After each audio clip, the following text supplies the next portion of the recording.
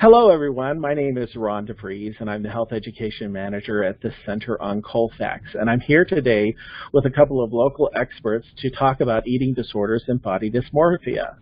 We're having a conversation with Barbara Kessel, DO, who is a psychiatrist in eating disorders, and Kaila Peak-Rishel, who is a therapist, and both of them are from the Eating Recovery Center of Denver and both specialize in eating disorders. Hi, Ron. Thanks for having us. The CenterOnColfax has the mission of empowering, engaging, and enriching the LGBTQ community of Colorado. This presentation is for educational purposes and should not be interpreted as medical advice. So, welcome Barbara and Kaila. Thank you for being here. Let's start with some kind of basic questions. So, Barb, please describe the nature of eating disorders and how they begin. Great. So eating disorders are really complex issues that people experience, and people of all different backgrounds experience eating disorders. And we really think of eating disorders as having not one root cause, but really the perfect storm of things that come together to cause an eating disorder in someone. There can be genetic factors, psychological factors, and sociocultural factors that contribute to development of an eating disorder. So as an example, there might be a strong family history of an eating disorder, and so there could be some genetic contributions in those cases. Additionally, as far as sociocultural contributions, we look at the cultural context of where the eating disorder develops, and that can be sort of the culture at large. It could be, American culture. It could be a familial culture. Perhaps in a family there could be a lot of emphasis on appearance that is really impressed upon the family, that this is really important and a value within the family. And then psychologically, people with eating disorders can have, tendencies within themselves. So a tendency to desire high degree of control and value, self-control. May also have low self-esteem or poor body image, which could also contribute. So there are really, many factors and not just one thing that cause an eating disorder. Excellent. So what different types of eating disorders are there, and how do they kind of present themselves in patients? So really, there are three main different types of eating disorders that we will talk about today. However, there are other types of eating disorders as well. So the first type of eating disorders that I'll discuss is anorexia nervosa. So anorexia is an eating disorder in which people will restrict the degree of their intake relative to their requirements, meaning that they are eating less than what their body requires to maintain itself. And those people tend to have a significantly low body weight in the context of their age, their gender, and where you might expect them to be developmentally. These people will have an intense fear of gaining weight or an intense fear of becoming fat, and they'll also have a disturbance in the way that they experience their body shape. So this is kind of what we call a body image distortion. So these people, regardless of how low their weight might become, will still believe themselves to be overweight or fat, regardless of being dangerously low in their weight. And there are two different types of anorexia, and oftentimes people don't know this. So there's restricting type. These people will predominantly restrict their caloric intake, and they may also be over-exercisers and not eating enough to make up for the exercise that they're doing. Or there can also be the type of anorexia where people engage in binging and purging behaviors. And binging and purging, we'll talk a little bit more specifically later when we talk about bulimia, about what that means. But people with anorexia can also engage in binging and purging behaviors that lead them to be a significantly low body weight. Okay. So bulimia nervosa is the second type of eating disorder that I'll discuss. And people who experience bulimia nervosa have recurrent episodes of binge eating and then followed by compensatory behaviors to prevent weight gain. So those can be self-induced vomiting, misuse of laxatives or diuretics. It can also be, in diabetics, individuals who manipulate their insulin so that their body can't absorb glucose. And that's also known as diabulimia. So you might have heard of that as being a separate eating disorder, but really it falls into bulimia nervosa. And so these people, just like in anorexia, might have a disturbance in the way that they see their body and may also value being thin as an ideal and might put an overemphasis on thinness as part of their self-perception. And then I'd also like to talk about binge eating disorder. So binge eating disorder is an eating disorder where people engage in binge eating, which is defined by eating large amounts in a discrete period of time that's larger than what most people would eat in a similar period of time under similar circumstances. And during those episodes, there needs to be a sense of lack of control. And these episodes can be associated with eating more rapidly than normal, feeling uncomfortably full afterwards, eating large amounts of food even when they're not feeling hungry, eating alone because of feeling embarrassed about the amount that they're eating, or having marked distress regarding the binge episodes. And so the binge eating, those individuals can be normal weight, they can be overweight, or they can actually be thin. So there isn't a requirement of BMI or a certain weight to qualify for binge eating disorder. So oftentimes people have the misperception that binge eating disorder is present in people who are only overweight, but that's not necessarily the case. Well, can I ask a quick follow-up question? You know, we have on our list here a number of other eating disorders, but is it fair to say that many of the others aren't as prevalent as those three that you've covered in more detail? Well, the last one is ARFID, or Avoidant Restrictive Food Intake Disorder. That one really is a separate issue.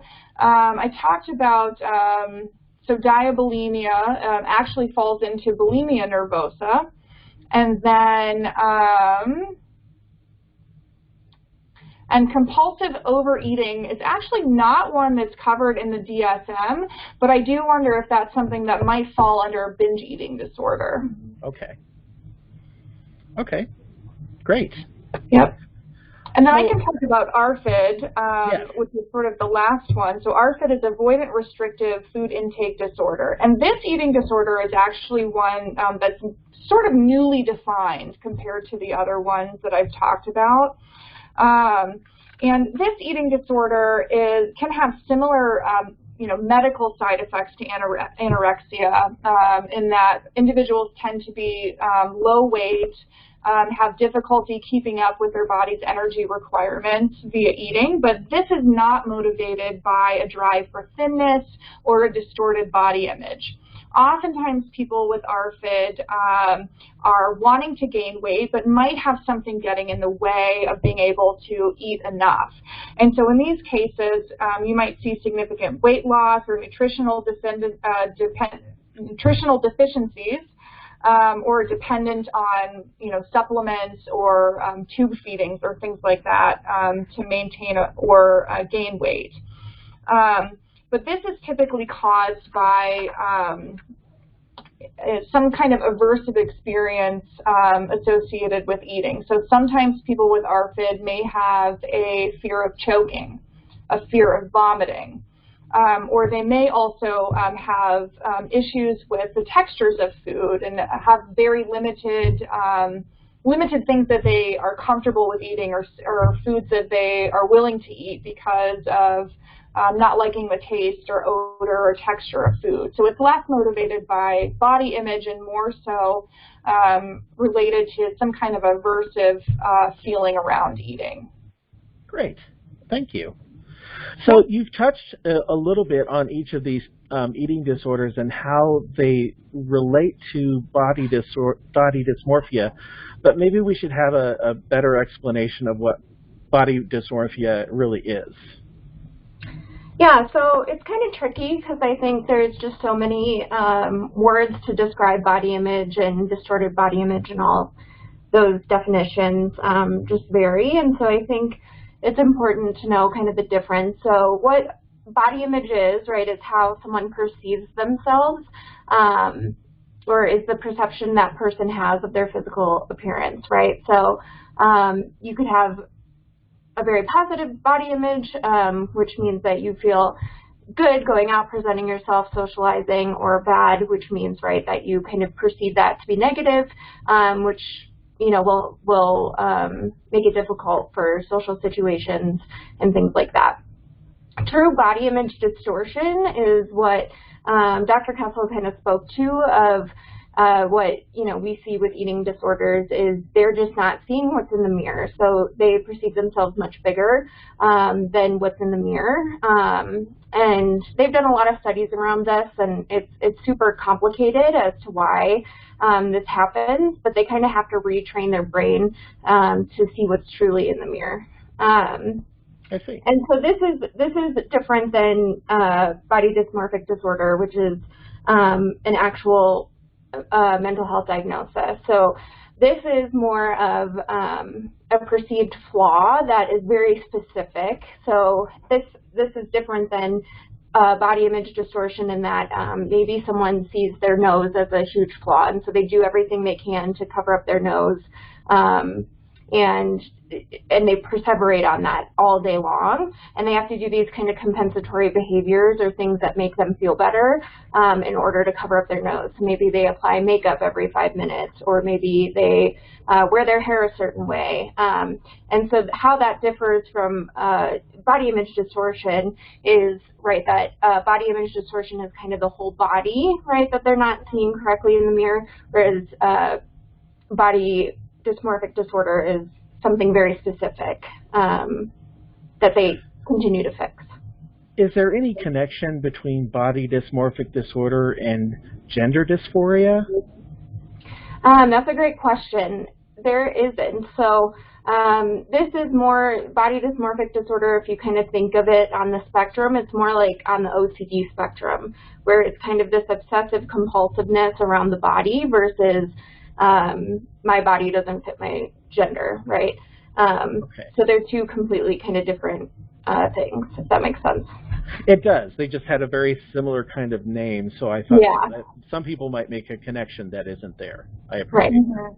Yep. So, are specific eating disorders common among specific groups of people? Yeah, so it's actually pretty interesting to look at these numbers. I think one of the things that I've studied the most is the LGBT community and how at risk they are of having eating disorders. So gay men, as opposed to their heterosexual counterparts, are actually at great risk for eating disorders. Bisexual women, as opposed to gay women or straight women, are also at greater risk, and those either going through a transition or have already transitioned gender, they have a greater risk as well. We see that a lot with child and adolescents that we work with because it's an easy way to stop the hormone process, right? So kids hit puberty, and then they find this way of shutting the body down, which is through starvation, right? And then they get their body closer to the gender that they identify with, right? And so, you know, that can be really challenging. Yes. So in addition to the LGBT community, there's also type 1 diabetics are at a greater risk for having an eating disorder. And I think for reasons that, you know, Dr. Kessel covered of, you know, just having that added piece to eating, right? It kind of just complicates eating more. So what is a type 1 diabetic really quickly? I'll let you explain that since you're the doctor. What was the question? What is a type 1 diabetic? So a type 1 diabetic is an individual who whose body does not create enough insulin for their sort of normal metabolic process. So it typically is something that occurs in the pancreas, in these cells that are supposed to make insulin, called islet cells, that actually aren't functioning the way that they should. And so people have to take insulin either through an injection, usually through an injection, sometimes through a pump to help regulate their blood glucose. And in doing that, it helps their body to absorb energy and be able to use it. So Gotcha. type 1 diabetics can manipulate their insulin so that their body doesn't actually absorb the energy, and then they wouldn't gain weight. And this is actually really dangerous because it can cause individuals to have really, really high blood sugars that down the road can cause things like blindness, may lead to amputation and lots of difficulties down the road medically. And how does that differ from a type 2 diabetic? So a type 2 diabetic is someone who does have a functioning pancreas. However, over time, their body has become resistant to insulin. And so type 2 diabetes is more common in individuals who are overweight or obese, but it's not necessarily always the cause. And so type 1 diabetics can be, perceived to be thin individuals. They tend to, it tends to start at a younger age than type 2 diabetes. Gotcha. Okay. So you alluded to some long-term effects of diabetics kind of controlling their blood sugars and controlling their eating and their body weight using their insulin. So what are some other long-term effects of eating disorders in recovery? So some other long-term effects of eating disorders in recovery is, as you might imagine, just given some of the seriousness of the things we're talking about individuals who are not, having enough intake to support their normal functioning of their bodies. Eating disorders actually have the highest mortality rate of any psychiatric disorder, so even higher than, let's say, schizophrenia, which I think can be pretty shocking for people to hear. Eating disorders actually have most of their deaths are from medical complications. So about 30 to 40% of people with eating disorders who will die will be from medical complications. And then the others are also at high risk of suicide. So that's why eating disorders are really so dangerous, and it's so important for people to seek treatment to avoid, becoming one of these individuals who succumbs and passes away from their eating disorder, either due to medical causes or from suicide. There are also long-term complications that can come from lower BMI, medical complications that can happen from purging behaviors, binging behaviors. So lots and lots of medical comorbidity with eating disorders that can cost a lot of money in the long term. And then additionally, just the overall cost of treatment for anorexia nervosa, just anorexia nervosa, if it progresses into adulthood, costs as much as someone with chronic schizophrenia to treat these individuals. So it's very expensive long-term to the healthcare system and really quite dangerous to the individual. Okay. So what are your primary treatments for eating disorders or body dysmorphia?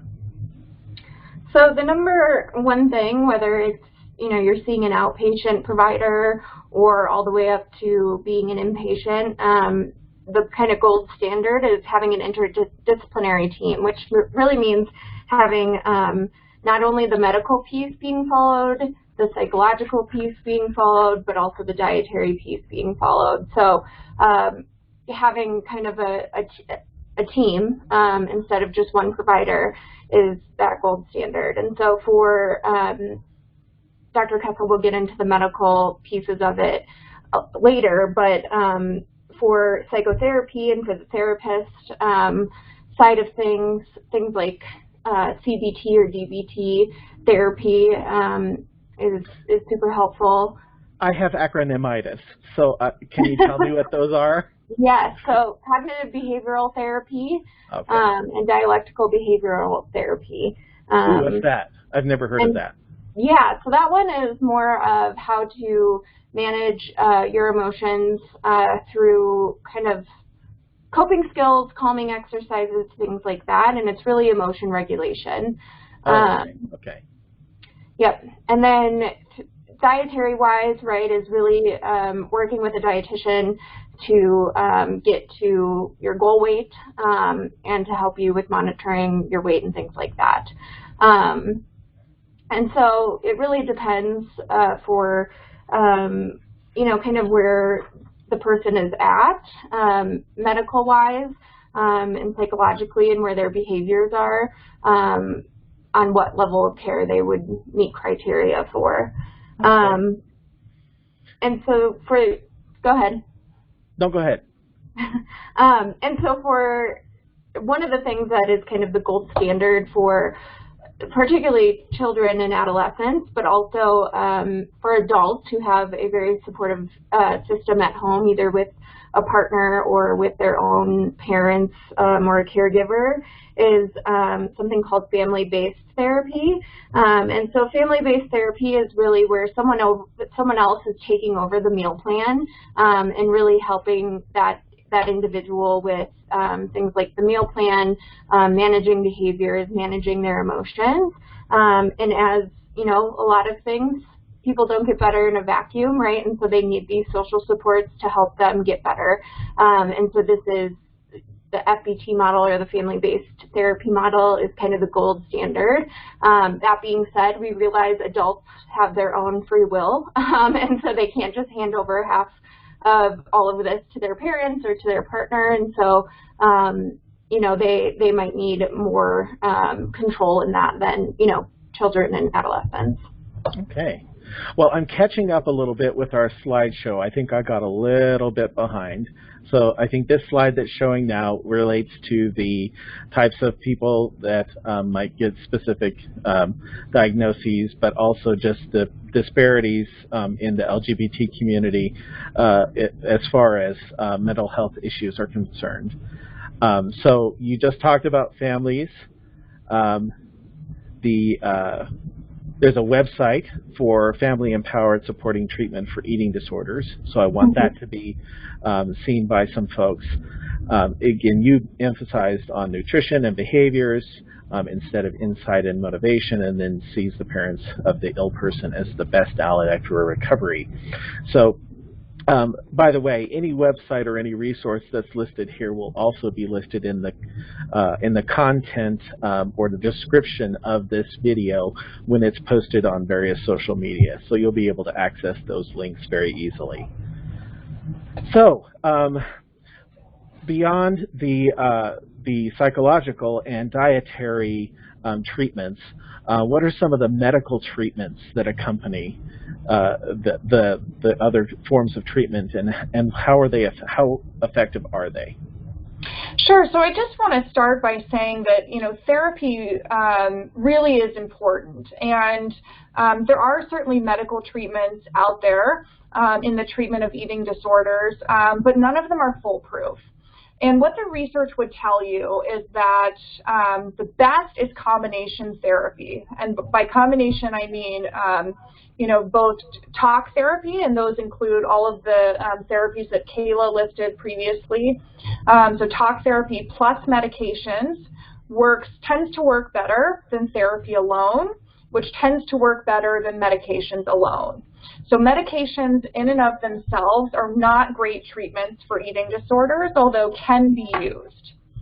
And so what I would say as far as medical treatments for eating disorders is first and foremost, the most important medical treatment for an eating disorder is for those that are underweight, to get them to an appropriate weight for their growth and development as sort of first and foremost. And so sometimes that includes monitoring labs and close monitoring of weight and working with a dietitian and medical team to make sure that that's done safely.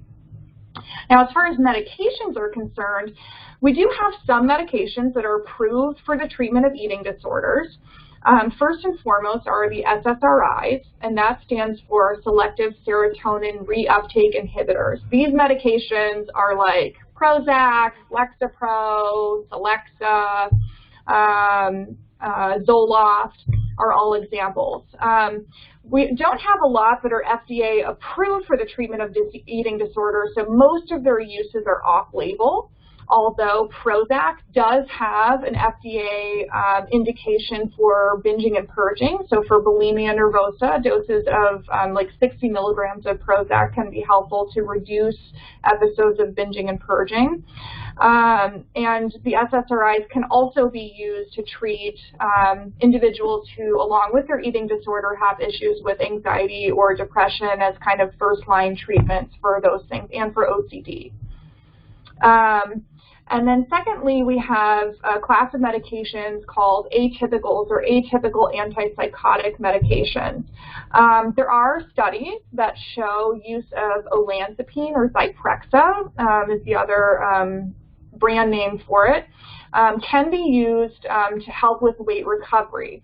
That weight recovery tends to happen more quickly with the use of Zyprexa. There are also studies of Abilify, which is aripiprazole, the generic name for that, in the adolescent population that shows some benefit to using Abilify in adolescents as well.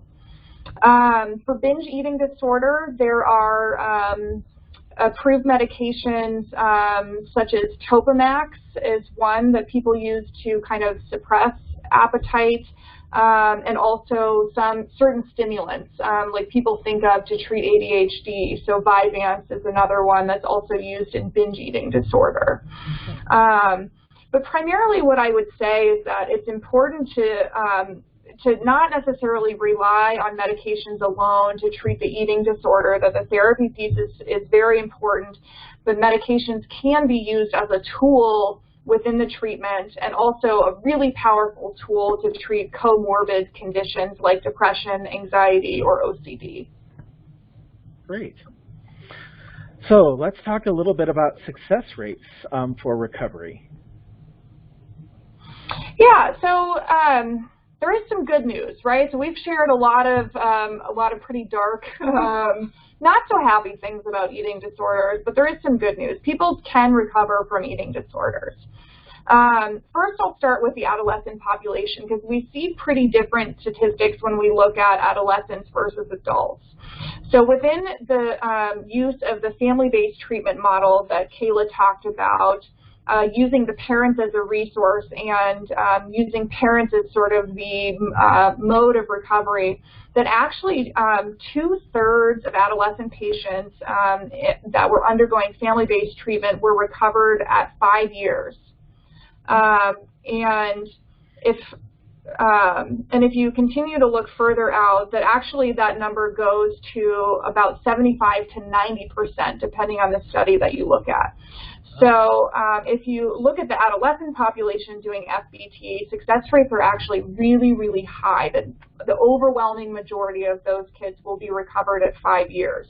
Now, without family-based treatment model, that actually falls to about 35%. So it's much lower in individuals who do not use the family-based treatment model. And there are lots of theories about why that is. But what we see is that adolescents tend to not be so internally motivated. So adolescents might not see the reasons why they ought to recover and need the structure and supervision of their parents to say, well, hey, if you're not completing your meal plan, then you don't get a cell phone, you don't get to go to prom, so they need a lot of external motivators, which makes sense.